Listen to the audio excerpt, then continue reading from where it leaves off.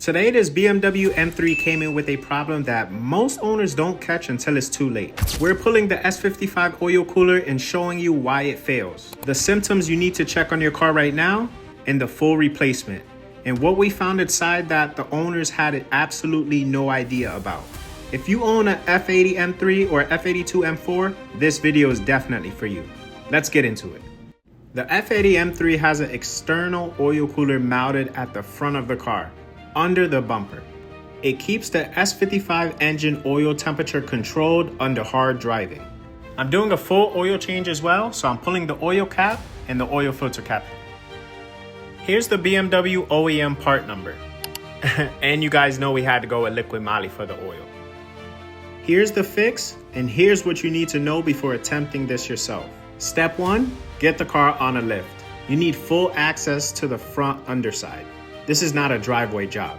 Step 2, remove the lower under tray for clear access to the oil cooler. Let me drain this oil real quick. Every minute you spend on access saves you an hour of frustration during the repair.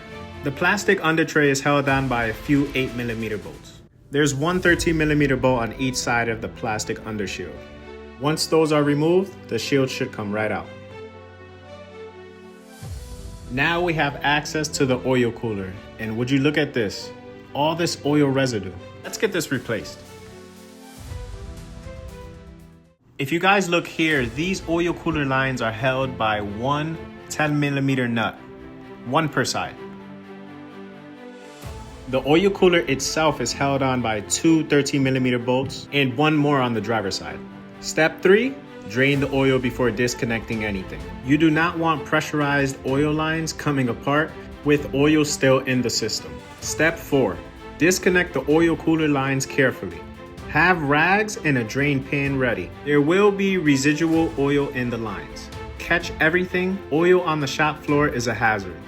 Step 5, remove the oil cooler. Inspect the fittings and lines while it's out. If the lines show cracking or oil saturation, replace them now. Doing this job twice definitely can cost double. Before installing the new oil cooler, make sure to clean all this excess debris and dirt from under the radiator.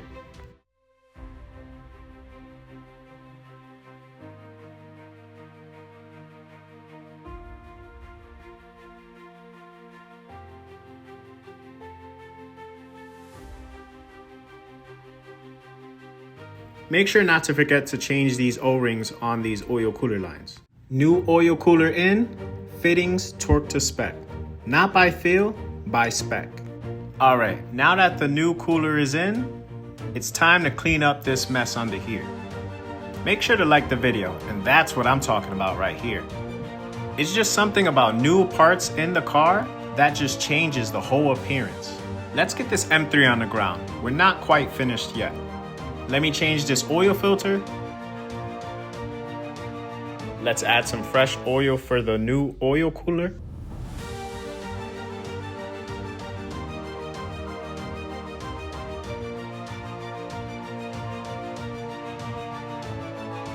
Start the engine and check for leaks immediately before the car comes off the lift.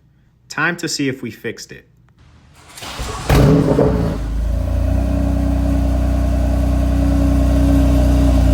Fresh oil, new oil cooler, fittings sealed. Oil pressure, perfect. No warning lights. That's what this car should have looked like from day one. If you own an F80 M3, go look under your car right now. Look at the front underside. Any oil residue, wetness, or drips around the oil cooler area, that's the problem. Don't ignore it. If this video helped you, hit the like button. Subscribe if you're new. We do this every week.